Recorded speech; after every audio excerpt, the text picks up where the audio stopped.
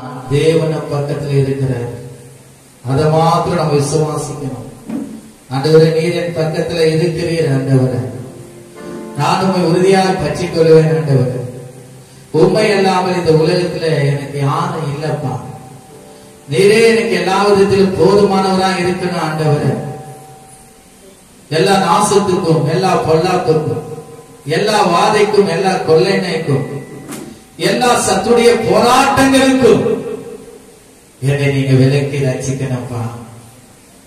உம்மை தவிர எனக்கு யாரும் இல்லப்பா. ஹல்லேலூயா.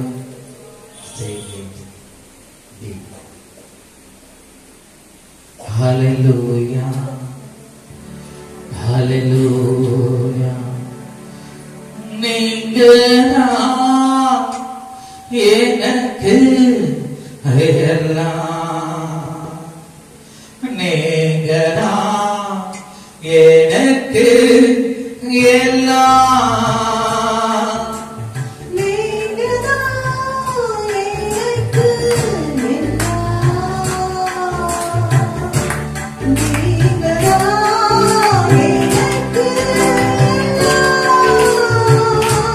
இயேசுதான் எனக்கு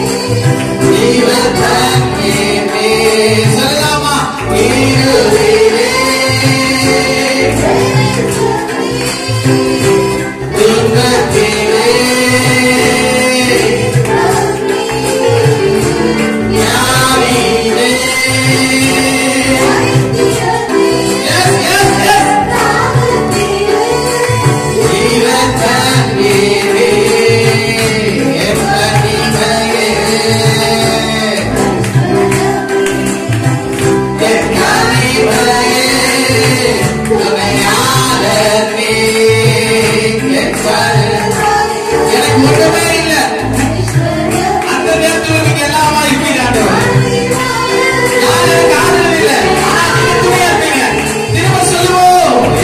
அருமையே ஐஸ்வரமே என் கனிகளே தயாளனே எல்லாம் இயேசு நல்ல விடுதலை ஓ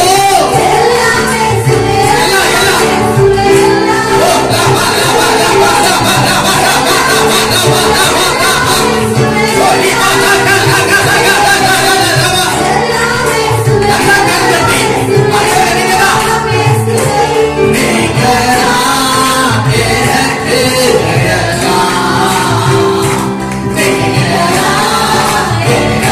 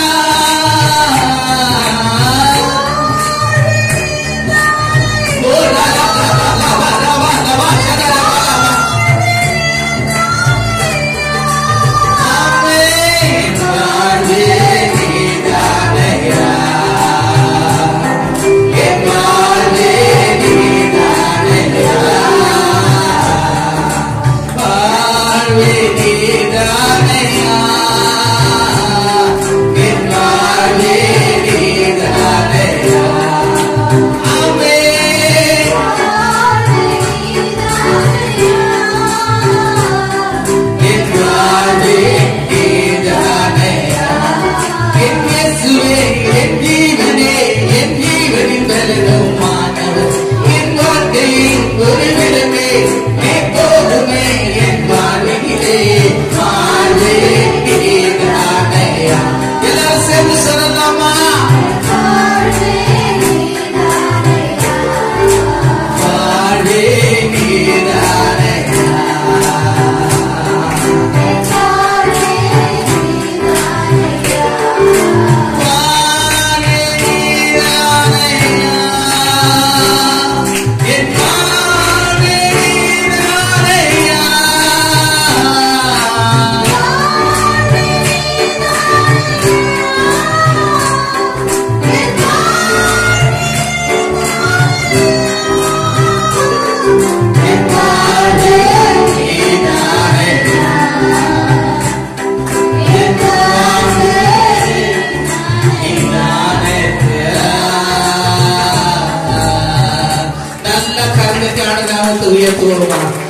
இந்த பூமியில உங்க தவிர எனக்கு யாரும் இல்லாண்டவர், என்னை அரவணைக்கிறவர், என்னை விசாரிக்கிறவர், என் மேல் அன்பு கூறுகிறவர், அதனை என்னுடைய சமூகத்தில் என்னை கிட்டி சேர்ந்து வந்து கண்ணீரையும் என்னை கடப்பட்டி நடத்துகிறவர், என் காயங்களை ஆற்றுகிறவர் ஆண்டவர்.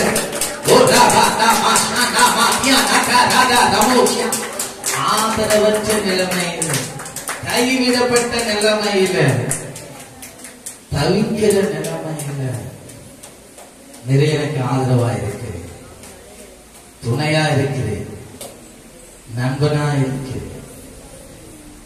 எல்லா விதத்திலும் உதவி செய்கிறவரா இருந்து போதுமானவரா இருக்கிறேன் ஆண்டவர். இதுவரைக்கும் என்ன வெட்கப்படுத்தல. ஏன்னா நான் ஆராதிக்கிற ஒரு இன்னார் என்று நாங்கள் நம்புகிறேன், விசுவாசிக்கிறேன், அவனை உறுதியா பற்றிக் கொண்டிருக்கிறேன். அது நிமித்தம் நான் வெட்கப்பட்டு போக மாட்டேன், வெட்கப்பட்டு போக மாட்டேன். நலமானதை நான் பெற்றுக்கொள்வேன். அவருடைய வீட்டின் நன்மையினாலே நான் திருப்தியாவே. அவரை நான் ஏற்றவோ தேடுவேன். அதனால் நான் சுக வாழ்வு வாழ்வேன்.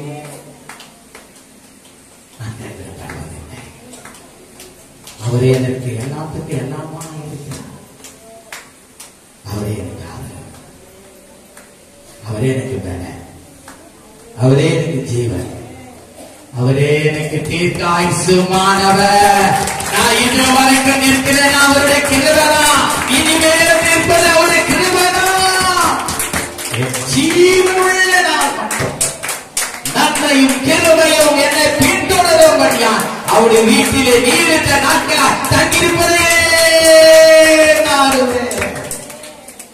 அவரை இல்லாமல் ரட்சிப்பு இல்லை, அவரை இல்லாமல் சமாதானம் இல்லை, அவரை இல்லாமல் சந்தோஷம் இல்லை, அவரை இல்லாமல் சுகம் இல்லை. அவரே எனக்கு எல்லாத்துக்கும் எல்லாமா இருக்கிறார். அவரை நான் நம்பியிருக்கிறேன். நான் வெட்கப்பட்டு போவதில்லை. நல்ல கருதட்டி நான் வெட்கப்பட்டு போவதில்லை, கைவிடப்படுவதில்லை. ஓ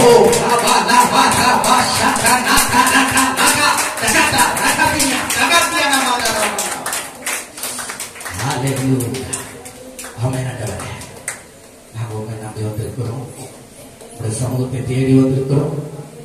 எங்களுடைய காரியங்கள் இன்னது அறிந்து எங்களுக்கு உதவி செய்கிறவராக இருக்கிறீர்கள். நாங்கள் கேட்டு போக மாட்டோம். அது உங்களுக்கு பிரியமான காரியம் அல்ல. எவரையும் அது ஒரு குறைவை தவிர தேவன் அல்ல. இடத்தில் வருகிறவனை நான் பிறந்து தள்ளுவதில்லை. நானே ஆடுகளுக்கு வாசல். ஒருவரின் வாசியான் வழியால் உணவசித்தால் அவன் உள்ளும் புறம்பும் சென்று நல்ல மேய்ச்சலை கண்டடைகிறான்.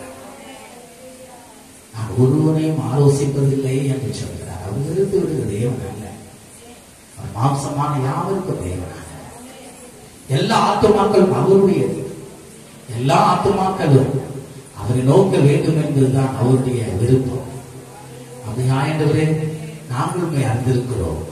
எங்களை சுற்றிலும் இருக்க ஜனங்கள் உண்மை அறிந்து கொள்ளும்படியா ஆண்டவருடைய ரட்சிப்பை நாங்கள் அநேகருக்கு சொல்லி வர இந்த நாளில் எனக்கு கிருபை செய்யுங்க. எங்களுடைய வாழ்க்கையிலே, உங்களுடைய ஊழியத்திலே, உங்களுடைய விசுவாசிகள் பிள்ளைகள் மத்தியிலே ஒரு பெரிதான காரியத்தை நீர் செய்து உங்களுடைய நாமத்தை மகிமைப்படுத்திக் கொள்ளுங்க. உங்களுடைய துதி, கனம், மகிமை எல்லாம் ஒருவருக்கு எடுக்கிறோம். இயேசுவின் நாமத்திலே. ஆமென், ஆமென். ஹல்லேலூயா.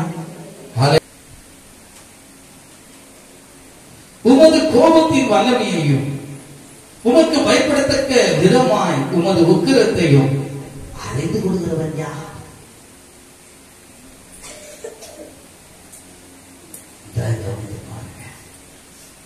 தேவன் மறுபடியும் நம்மை உதவிக்கிறவராயிருக்கிறார். இந்த வருஷ கடைசிக்குள்ள ஒரு பெரிதான ரட்சிப்பின் சந்தோஷ மகிழ்ச்சி முதலாவது அவருடைய சமூகத்தில் தேடுவர்களுக்கு உண்டாக வேண்டும். பிறகு சுற்றி இருக்கிற ஜனங்கள் மத்தியில் அது வெளிப்பட வேண்டும். கர்த்தருடைய கோபம் நம் மேலும் குடும்பத்து மேலும் சபை மேலும் வரக்கூடாது. ஜாக்கிரதையாக இருக்கும், எச்சரிக்கையாக இருக்க. உமது கோபத்தின் வல்லமையை உமது பயன்படுத்தக்க விதமாய் உமது உக்கிரத்தையும் அறிந்து கொள்ளுகிறவன் யார்? நாங்கள் ஞான இருதயமுள்ளவர்களாகும்படி எங்கள் நாட்களே என்றும் அறிவை போதித்தரணும். எப்பொழுது என்ன ஆபத்து வரும் என்று தெரியாது. குஜராத், ஆந்திரா, தெலுங்கானா, வயநாடு தொடர்ந்து மழை பெய்து கொண்டு எத்தனையோ பேர் மறைத்து கிராமங்களே இல்லாத. என்ன நான் சொல்றேன்னா, கொஞ்சம் தேவ தயவு கிருபை இந்த தமிழ்நாட்டில் இருக்கிறதுனாலதான் எல்லா அழிவில் இருந்து தேவன் நம்மை பாதுகாத்து வருகிறார். ஜெபிக்கிறவர்கள் இருக்கிறதுனாலதான் தேவன் பாதுகாத்து வருகிறார். ஒரு குடும்பத்துல ஒரு நோவாவை போல இருக்கிறதுனால்தான் வரும் அழிவுக்கு நீங்க பாதுகாத்து வருவீங்க. நான் சொல்றேன்னா, முழு குடும்பமா ஆண்டவரை ஏற்றுக்கொள்ளும் போது உங்க நிமித்தம் அநேகர் ரட்சிக்கப்படுவார்கள் அல்லவா, பாதுகாக்கப்படுவார்கள் அல்லவா. ஆபிரகாம் தன்னுடைய சகோதரனாகிய லோத்துவை நினைவு கூர்ந்து 50 நீதிமான் இருந்தால் அதை சோதரிக்காமல் எழுத்து கவிழ்த்து போடாமல் இருப்பீரோ, 25 நீதிமான் இருந்தால் கவிழ்த்து போடாது இருப்பீரோ, 10 நீதிமான் இருந்தால் கவிழ்த்து போடாது இருப்பீரோ என்று பரிந்து பேசினார். அவனுடைய வாஞ்சை, அவனுடைய விருப்பத்தை கர்த்தர் நிறைவேற்றினார். நான் சொல்றது கவனிங்க. உங்க குடும்பத்தில நீங்கள் ஜெபிக்கிற ஊர்களுக்காகவும் நீங்கள் பாதுகாக்க போலேசி தேவனுடைய வல்லமை அறிந்த நிமித்தம் அவரும் அவளது குடும்பத்தையும் தேவன் பாதுகாத்தார். பட்டணம் முழங்குவதும் அக்கினி பற்றியது. அதனால தேவனுடைய பிள்ளைகளை இன்னும் நம்ம உணர்வில்லாதவனா இருந்தா அந்த மருதனா எஸ்தரை பார்த்து சொல்றது போல, நீயும் உன் வீட்டாரு குடும்பம் அழிந்து போவீர்கள். ஆமானை போல அநேகர் இழந்து இருக்கிறார்கள். சத்ரு வயதேறி கொண்டிருக்கிறான். அந்த தேவன் சில காரியத்தை அனுமதிக்காமல் எந்த விபரீதம் நமக்கு உண்டாக. யோபுவை அவன் சோதிப்பதற்கு தேவனுக்கு உத்தரவு கேட்க மாட்டான். நன்றாக கவனிங்க. யோபு உத்தமன் தான், நீதிமான் தான். ஆனாலும் விசாசாமத்து சோதித்தான். நாம் யோபு போல் ஒரு கேட்டகரியா இருந்தா ஆளுக்கு சோதம் சொல்லுங்க. ஓத்திரத்துவம் மத்தியிலும் தேவன் மேன்மை பாராட்டுங்க. தேவன் இடது போன இரட்டனையாய் சுகத்தையும் பலத்தையும் ஆரோக்கியத்தையும் சமாதானத்தை அவர் உங்களுக்கு கொடுக்க வல்லவராக இருக்கிறார். அல்லேலூயா. கொஞ்சம் நிதானித்து பாருங்க. அவருடைய கோபத்துக்கு நாம் ஆளாக கூடாது. நம் குடும்பம் மாறாக கூடாது. தேவன் எல்லாவற்றையும் அவர் உன்னைத்து கவனிக்கிறவராக இருக்கிறார். அதனாலே தேவனுடைய வசனம் இப்படியா, தேவனுடைய வார்த்தை இப்படியா இருக்கிறது என்று நீங்கள் ஆராய்ந்து அறிந்திருக்கிறீர்கள். ஆனா அந்த வார்த்தை உங்களுக்கு ஜீவன் உண்டாகும், அதனால் உங்களுக்கு ஆசீர்வாதம் உண்டாகும். ஹல்லேலூயா.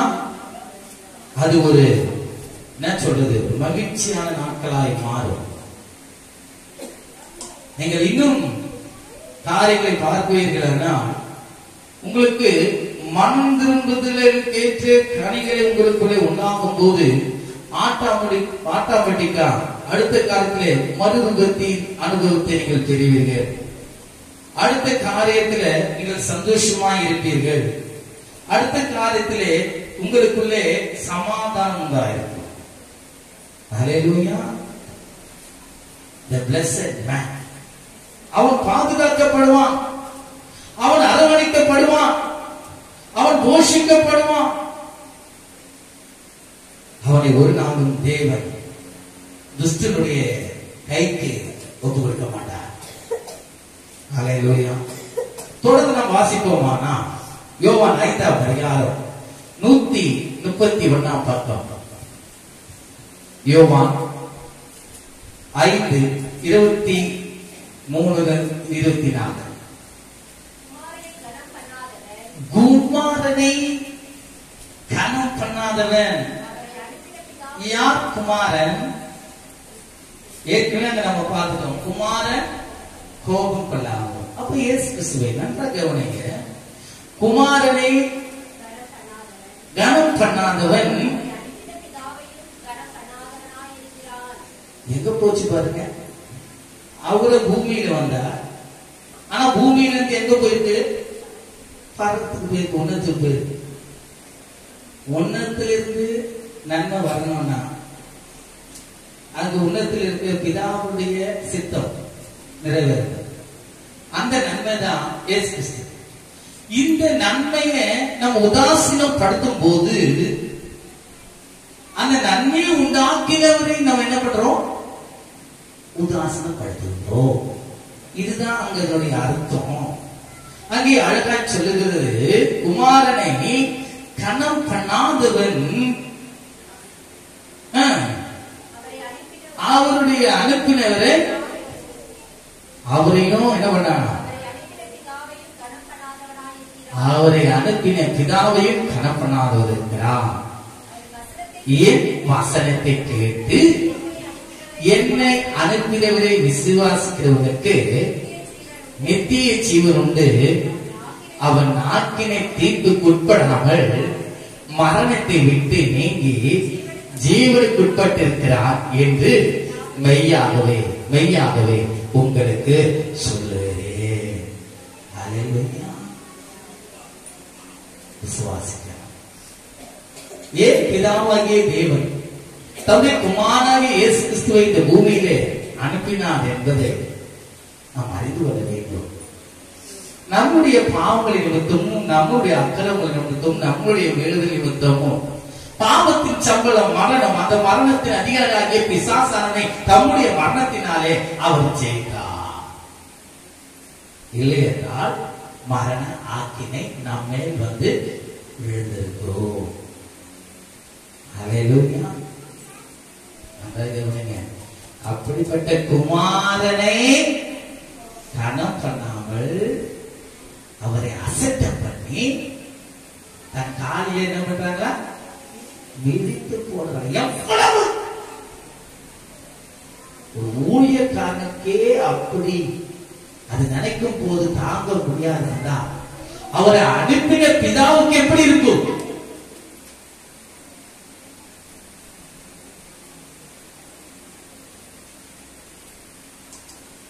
அவரை விசுவாசிக்கணும், அவருடைய வழியில் நடக்கும். ஒரு நாளும் அவரை கோபத்தை உண்டாக்குங்க. எந்த தீய செயல்களையும் செய்யக்கூடாது. ஹல்லேலூயா. என் வசனத்தை கேட்டு என்னை அனுப்பினவரை விசுவாசிக்கிறவனுக்கு நித்திய ஜீவன் உண்டு. அவன் ஆக்கினை தீர்ப்புடுவன் அவள் மரணத்தை விட்டு நீங்கி ஜீவனுக்கு கொடுக்கப்பட்டிருக்கிறான் என்று மெய்யாகவே மெய்யாகவே உங்களுக்கு அவர் பொய் சொல்லாத மனம் மாறாத தேவன். அவர் இருக்கின்றதாகவே இருக்கிறார். சகல அதிகாரம் படைத்தவர். ரோமர் 5ஆம் அதிகாரம் 1-5 வசனங்களை நாம் வாசிப்போமானா 212ஆம் பக்கம் புதிய ஏற்பாட்டுல ரோமர் 5:1-5 இவ்விதமாக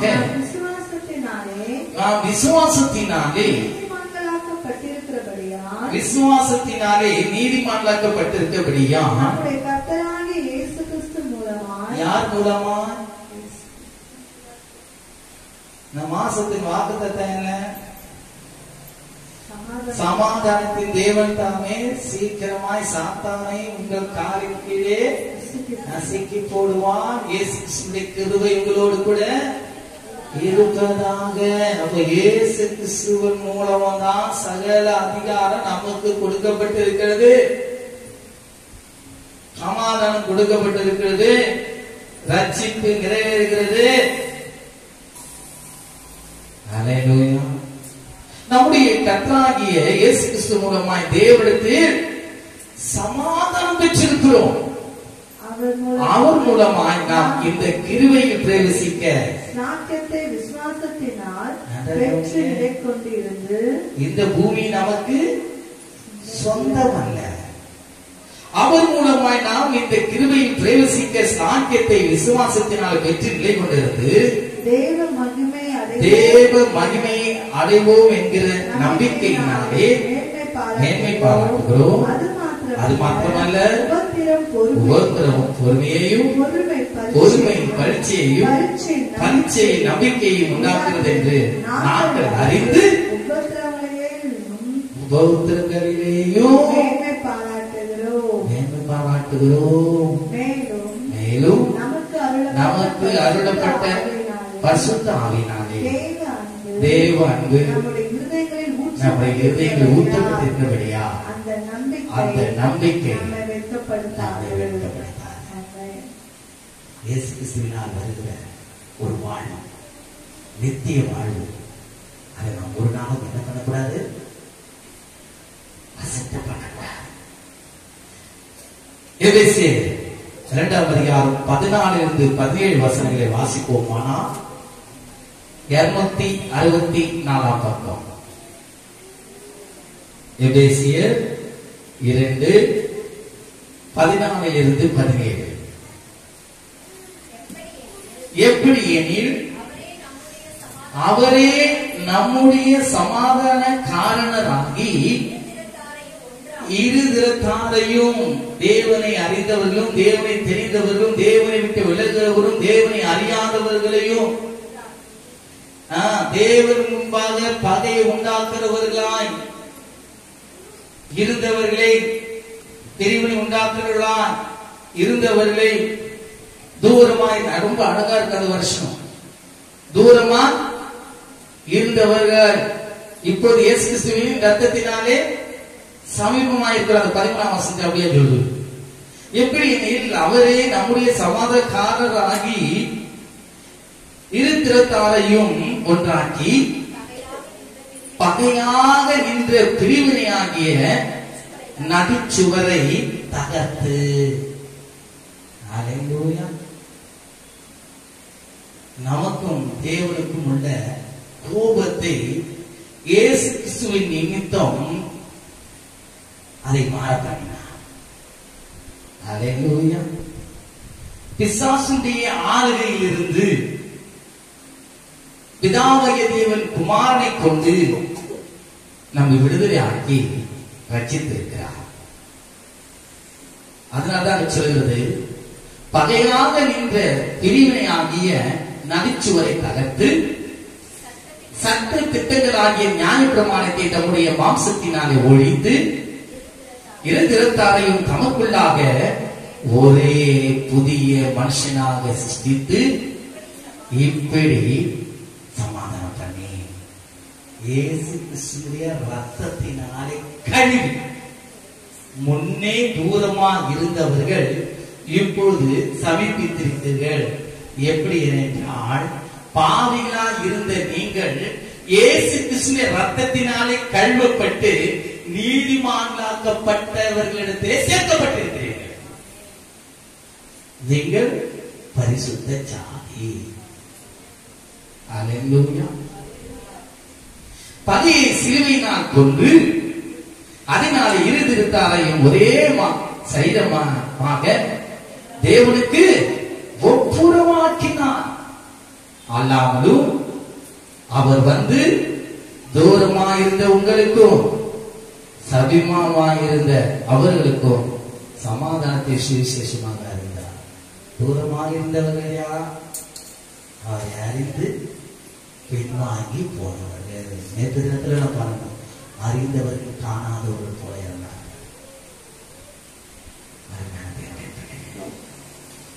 தேவனுடைய வசனம் பலத்திலிருந்து வருகிறதா இருந்தால் அது உங்களை உணர்வுகளாகும்.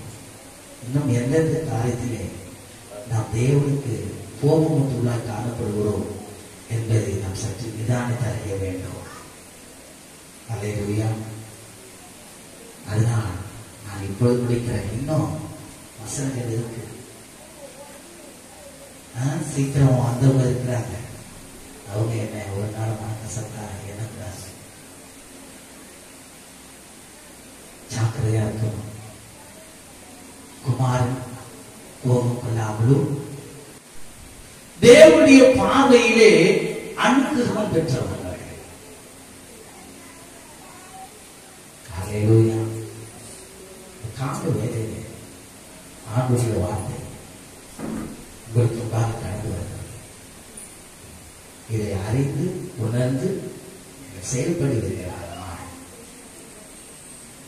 வரும் கோபத்துக்கு தப்பித்துக் கொள்ளும் வழி இந்ததான் என்பதை யோவான் சாணகன் அன்று பரிசேயனும் சரிசேயனும் பார்த்து சொன்னது போல, வரும் கோபத்துக்கு தப்பித்துக் கொள்ள வழி காட்டினவன் யார்? வகை காட்டினவன் யார்? இப்போதும் அந்த வசனம் பொருத்தமாக வந்திருக்கிறது. குமாரன் கோபம் கொள்ளாமலும் வழியிலே நீங்கள் அழியாமலும் இருந்து அவரை முத்தம் செய்யுங்கள். கொஞ்ச காலத்தில் அவருடைய கோபம் பற்றி எரியும். அவர் எண்ணிக்கொள்ளுவர்கள் பாக்கியவான்கள் என்று இன்றைக்கு தேவனுடைய வசனம் உங்களுக்குள்ளே கிரியை செய்யட்டும். நாம் கட்டளை போடுவோமா? அதுவரை கேட்ட வார்த்தைப்படி நாங்கள் இன்னொருக்கு தூரமாக இருந்தால் இந்த வார்த்தை நிமித்தம் நாங்கள் ஆண்டவரே உம்மை அறிந்து உம்முடைய அன்பை ருசி பார்த்து உம்முடைய கிருபையிலே பலப்பட்டு உம்மை கிட்டி சேர கிடைக்கிறது செய்ய. உம்முடைய கோபம் எங்கள் மேல் பற்றி எறிக்கூடாது. நோவா குடும்பத்துக்கு இறங்கினது போல எங்கள் குடும்பத்துக்கு இறங்கிட்டப்பா.